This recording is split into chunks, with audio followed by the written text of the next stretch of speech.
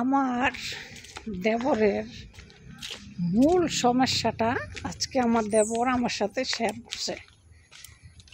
তার মূল সমস্যা হচ্ছে সে যে বিয়ে করতে চায় না। 100টা মেয়ে আমরা দেখলাম, প্রায় 100 এরকমই দেখা হয়েছে। কই গেছিলাম ওমা?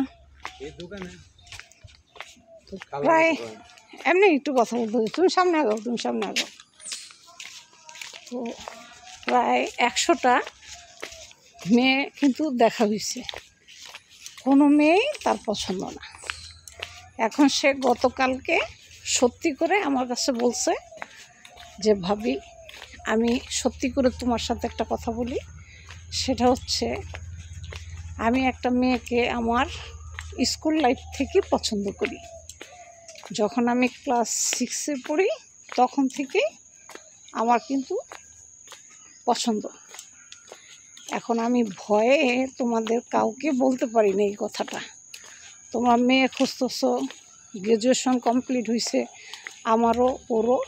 এখন আমরা দুইজনই গ্র্যাজুয়েশন কমপ্লিট করছি, কিন্তু আমি ভয়ে কাউকে বলতে পারতেছি না যে আমি একটা মেয়েকে পছন্দ করি।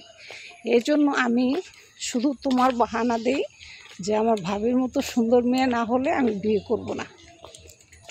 পরে আমি বললাম, তাহলে এই হচ্ছে গোপন তথ্য, তাই না? মানে ভাবি হচ্ছে উছিলা, মূলত তুমি কাউকে পছন্দ করো, এটা হচ্ছে কথা। এখন কি করতে হবে আমার? তো আমি আমার বললো যে তুমি বাবা মার সাথে এই ব্যাপারে কথা বলো, বলে আমাদের বিয়ে দেওয়ার ব্যবস্থা করো। তখন আমি বললাম, তাইলে তুমি নিজে পছন্দ করো একটা মেয়েকে, এটা তুমি জানো, তারপরও এত হয়রানি আমাদেরকে কেন করলা শুধু শুধু? হ্যাঁ, আর খালি বলো যে আমার ভাবির মতো সুন্দর হইতে হবে, ভাবির মতো সুন্দর না হলে বিয়ে করব না। মানে রিজন হচ্ছে ভাবি। আসলে মূলত রিজন ভাবি না, মূল হতো তুমি একটা মেয়েকে পছন্দ করো, ক্লাস 6-এর থেকে গ্র্যাজুয়েশন তোমরা একই সাথে, একই কলেজ, ইভেন একই ভার্সিটিতে তোমরা দুজন একসাথেই পড়ছো। এটা বলতে পারো না আমাদের কাছে, না বলে দোষ দিছ যে ভাবির মতো সুন্দর মেয়ে না হলে বিয়ে করব না। এ হচ্ছে মূল কাহিনী, তাই না? এটা হচ্ছে মূল কাহিনী।